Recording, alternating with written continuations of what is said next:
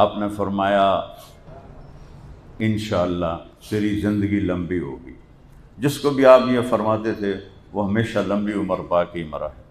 تو آپ مسکرائے اور فرمایا تیری زندگی لمبی ہوگی، تو دیکھے گا سارا عرب میرا کلمہ پڑھے گا، اور تو دیکھے گا میری امت روم اور ایران کو فتح کرے گی، اور تو دیکھے گا تیسری بات، تو وہ رہ گئی تیسری بات، تو اس دن تیرا ہاتھ پکڑوں گا اور تجھے یاد دلاؤں گا کہ گل سچی ہو گئی کہ نہیں ہو گئی۔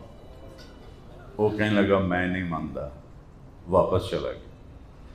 جب مکہ فتح ہوا تو سارے عرب مسلمان ہو گئے، تو کہنے لگا بھی ایک گل تو پوری ہو گئی، ہن دوئی ویکھ لواں۔ حضرت عمر کے زمانے میں روم بھی فتح ہو گیا، ایران بھی فتح ہو گیا۔ کہنے لگا بھئی دوئی گل بھی ہو گئی، وہ نہ ہوئے تری بھی سچی ہو جاوے تے میں ماریا جاواں، چل کے کلمہ پڑھ لواں تو چنگی گل ہے۔